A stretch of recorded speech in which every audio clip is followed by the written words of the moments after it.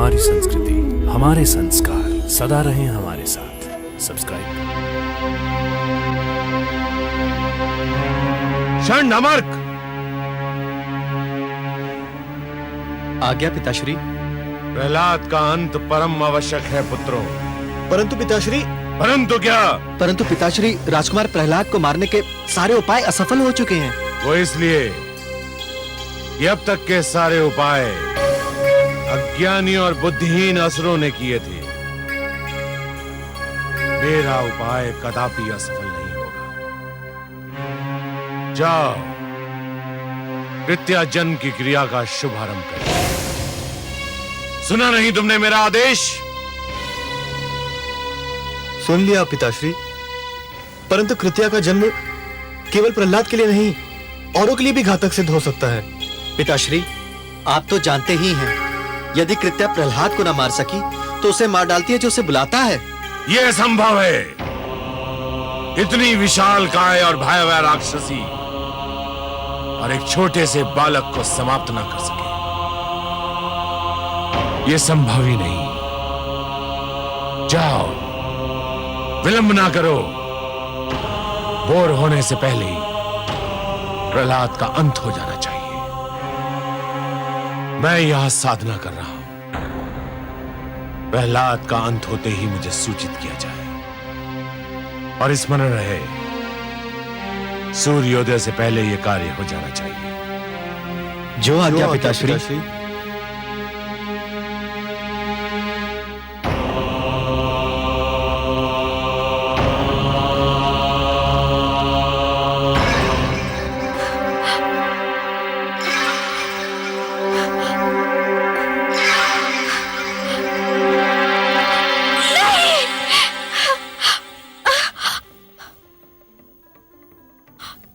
क्या हुआ महारानी?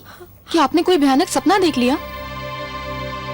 लगता है मेरे पुत्र के प्राण फिर संकट में है।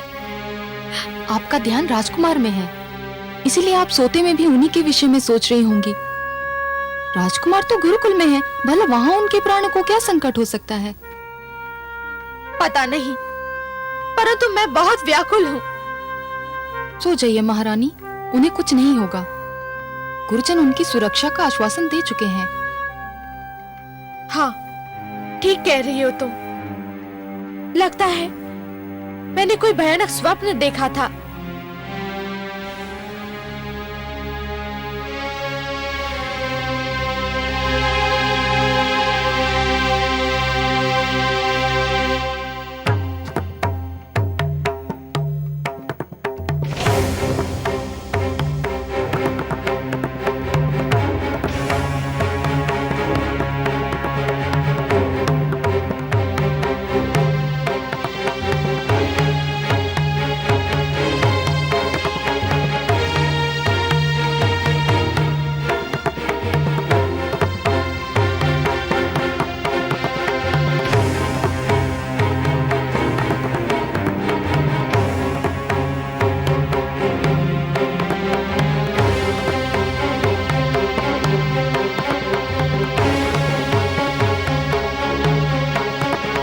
शिष्यों, तेल लेके आओ। आओ, जल्दी आओ। आओ, शीघ्र आओ।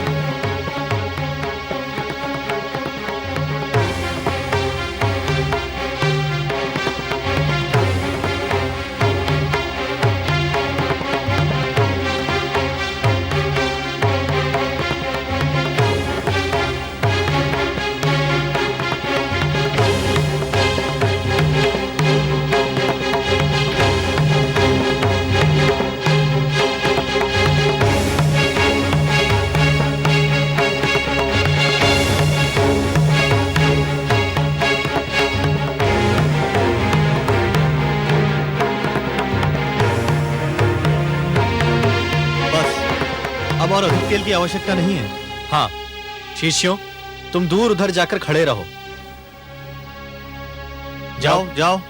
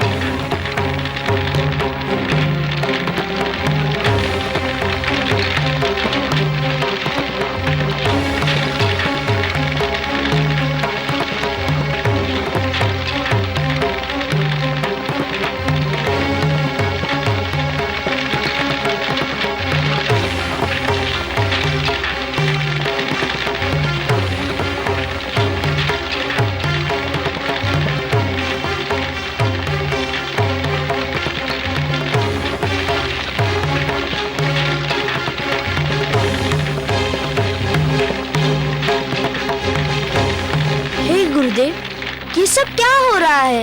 एक अतिथि की प्रतीक्षा है, हम उसी के लिए भोजन बना रहे हैं। एक अतिथि के लिए इतना सारा भोजन? हाँ, बहुत विशाल काय है वह अतिथि, बहुत बड़ा पेट है उसका। उसका भोजन इसी तेल में तला जाएगा। जाओ शिष्य, तुम अपना स्थान ग्रहण करो।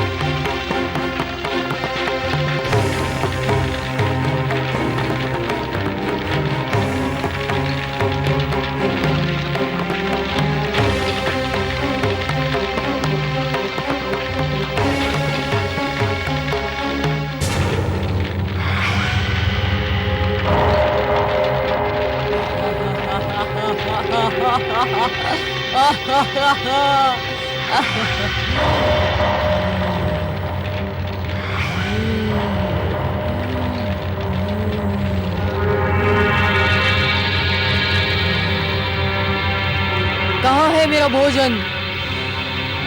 मेरा भोजन कहाँ है?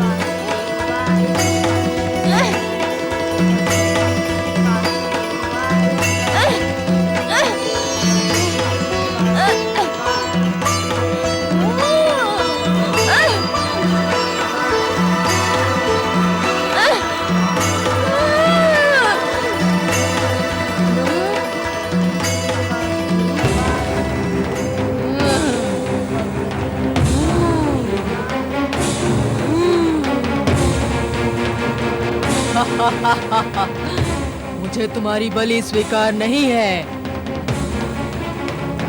भागो भागो भ्रातामर्क, जिस घड़ी का भय था वो घड़ी आ गई।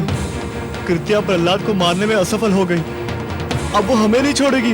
हमने उसे बुलाया था। मारे गए हम तो। हम पर दया करो कृत्या, कृत्या हम पर दया करो। हम पर दया करो कृत्या। नहीं कृत्या, हमें माफ कर दो, माफ कर दो हमें। कृत्या हम पर दया करो। नहीं नहीं नहीं, कृत्या पर दया करो, हम पर दया करो कृत्या। कृत्या हमें छोड़ दो। छोड़ दो हमें, हम पर दया करो कृत्या। नहीं नहीं, हम पर दया करो कृत्या। कृत्या हमें छोड़ दो। नहीं, कृत्या, कृत्या हम पर दया करो।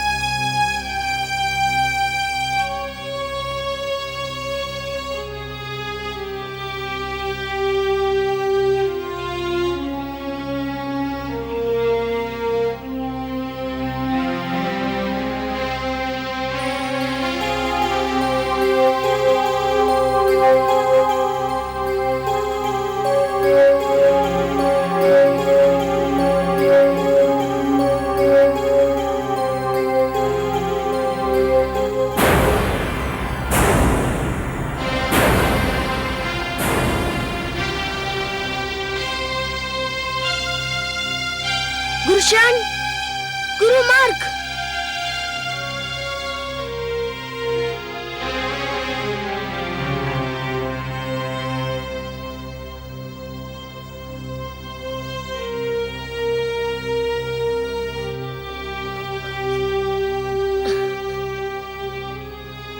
क्या हुआ? कृत्या ने अपना कार्य समाप्त कर दिया पुत्रों? हाँ गुरुदेव।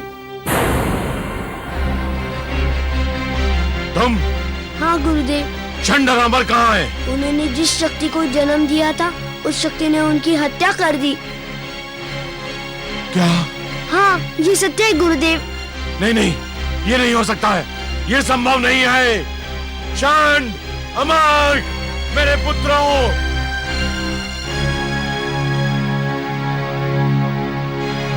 चंड, अमर!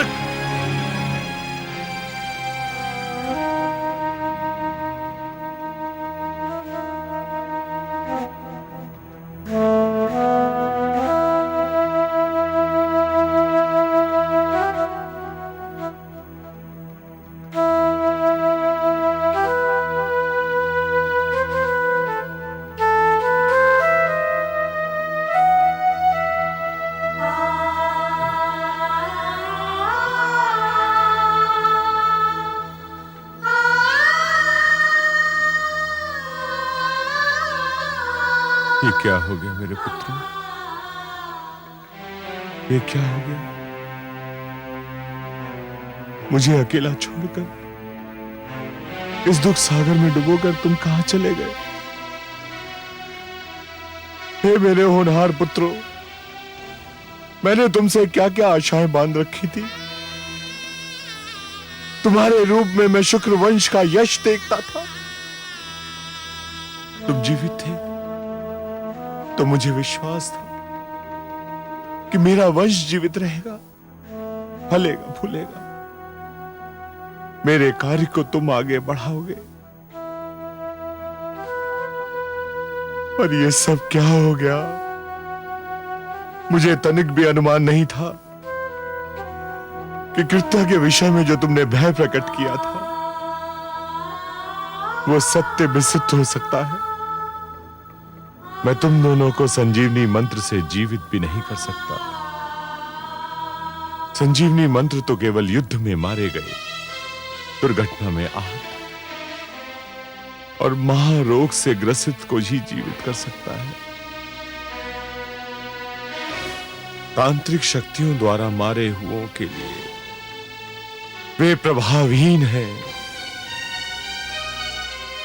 मैं विष्णु भक्तों का वंश मिटाना चाहता था, परंतु इस दुष्ट बालक ने मुझे कहीं का ना रखा। मेरी विद्या मेरे किसी काम ना आई। मेरी विद्या मेरे किसी काम ना आई।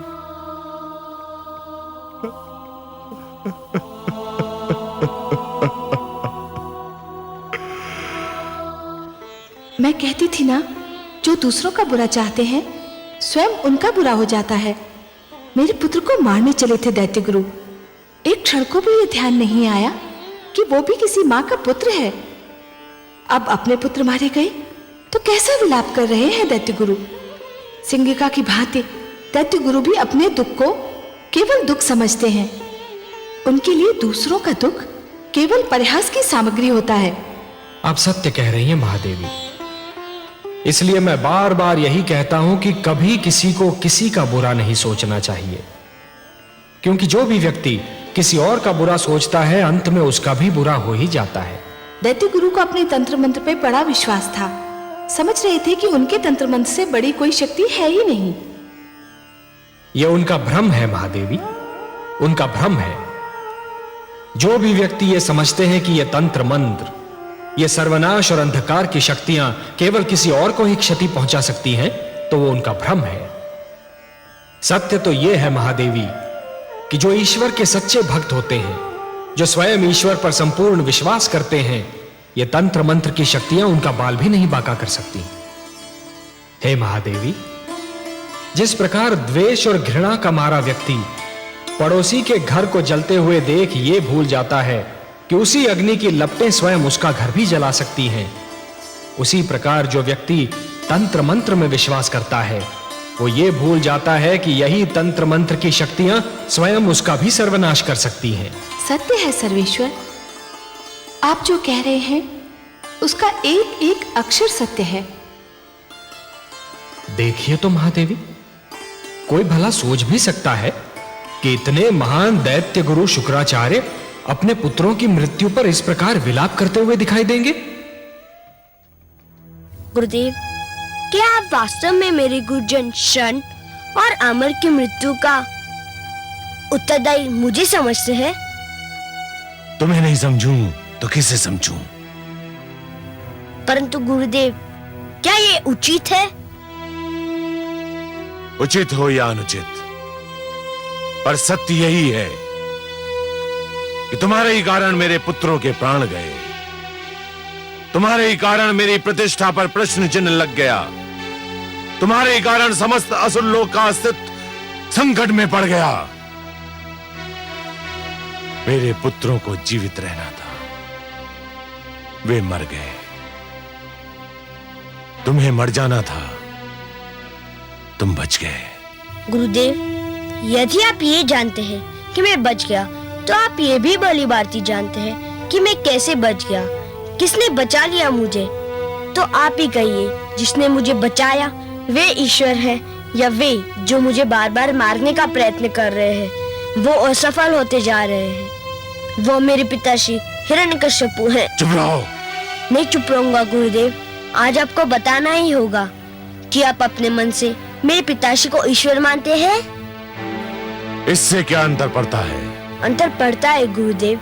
किसी को मन से ईश्वर मानना एक बात है और किसी को भय या स्वार्थ के कारण ईश्वर मानना दूसरी बात। मैं जानता हूँ कि मेरे गुरुजन शन और अमर मेरे पिताश्री को भय के कारण ईश्वर मानते थे और आप उन्हें स्वार्थ के कारण ईश्वर कहते हैं। मैं गुरु हूँ और गुरु का धर्म है शिक्षा देना। गुरु अपने शिक्षकों को वही पाठ पढ़ाता है जो उसे पढ़ाने के लिए कहा जाता है। क्या गुरु का धर्म ये देखना नहीं कि उसे जो पाठ पढ़ाने के लिए कहा जा रहा है वह उचित भी है नहीं? इस समय तू बड़े बोल इसलिए बोल रहा है कि तेरी विजय हुई है और मेरी पराजय। तू प्रसन्न है और मैं दुखी। तुझे प्रसन्नता है कि मेरे दोनों पुत्रों और तेरे गुरुजन मृत्यु को प्राप्त हुए। जो शिष्य अपने गुरु की मृत्यु का हर्ष मनाए उसके जीवन को धिक्कार है। केवल मैं जानता हूँ गुरुदेव कि मैं अपने गुरुजन शंडर आमक से कितना प्रेम करता था। केवल मैं जानता हूँ कि उनके मृतक शरीर को देखकर मेरे मन पर क्या बीत रही है।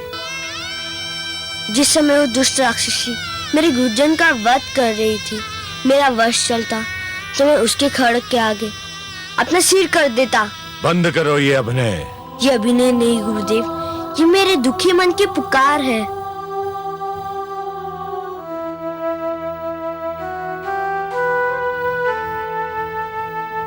हे वासुदेव, हे पद्मनाभ, हे नीलकांत, हे विष्णु, यदि मेरी भक्ति में कोई खोट नहीं है, मेरी श्रद्धा में कोई मैल नहीं है, मेरी उपासना में कोई स्वार्थ नहीं है, मेरे गुरुजन को जीवन दान देकर मेरे माथे से ये कलंक मिटा दीजिए कि मैं अपने गुरुजन की मृत्यु का कारण हूँ।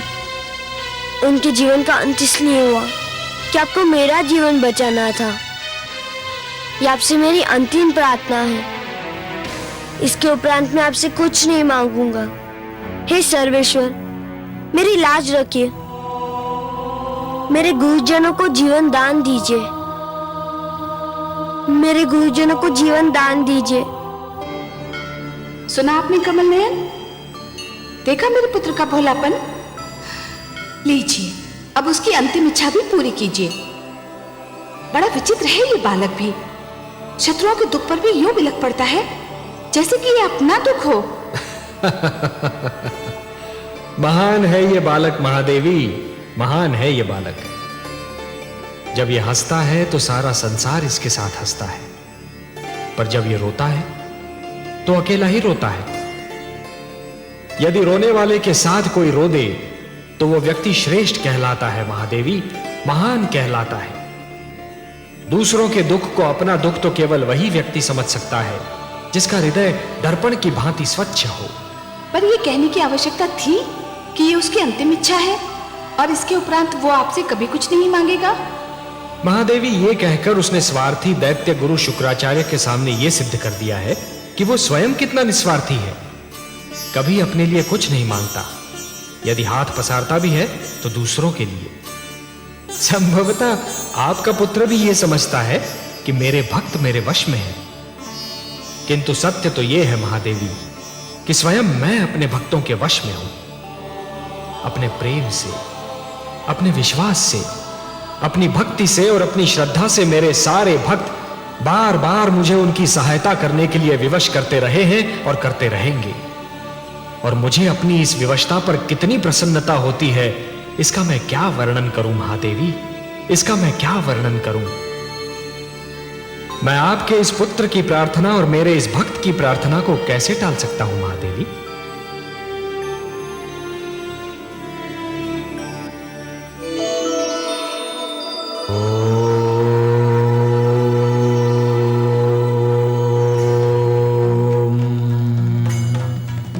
ओम नमो भगवते वासुदेवाय।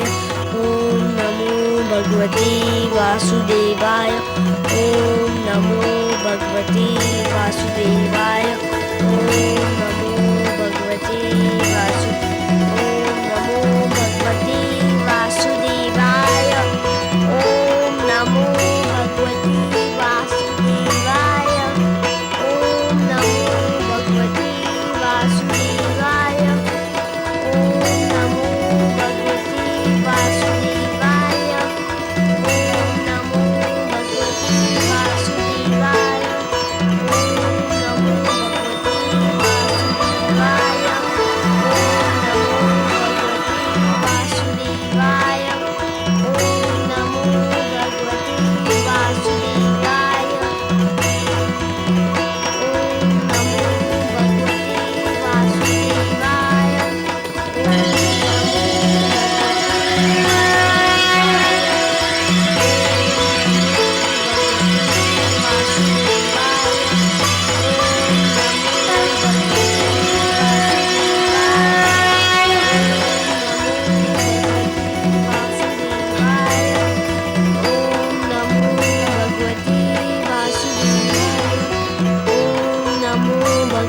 वासुदेवाय।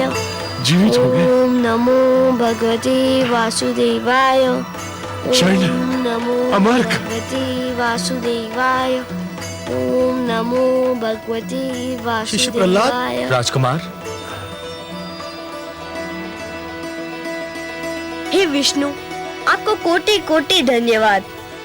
शरण, अमर्क, सुना नहीं तुमने? मैंने तुम्हें बुलाया। इधर आओ, ये मेरा आदेश है। आपके आदेश का पालन हमारे उस जीवन का धर्म था जिसका कारण आप थे। ये तो हमारा नया जन्म है, हमारा दूसरा जीवन है, और यह जीवन हमारे प्रिय शिष्य प्रहलाद ने हमें प्रदान किया है पिताश्री। क्या कर रहे हैं गुरुजन? आपने मेरे चरण छू लिए तो मैं सदा के लिए पापी हो जाऊंगा। हम तुम्हारा मार्गदर्शन चाहते हैं शिष्य। तुम्हारे पीछे चलना चाहते हैं शिष्य प्रहलाद। मैं जिस पथ का पथिक हूँ उसमें न कोई किसी के आगे चलता है न कोई किसी के पीछे, उस पर सब साथ साथ चलते हैं। मैं भक्ति मार्ग का पथिक हूँ। आइए आप भी पथिकों के इस लहराते सागर में लहरों की भांति आप भी मिल जाइए। आपका स्वागत है गुरुजन। पिताश्री, हम ये घोषणा करते हैं कि शिष्य प्रहलाद का ईश्वर ही हमारा ईश्वर है। हाँ, हमारे भगवान विष्णु हैं, हिरण्यकश्यप नहीं। धन्य है गुरुजन, आपने सत्य की राह देख ली। अब आप जो भी शिक्षा देंगे वो सच्ची शिक्षा होगी।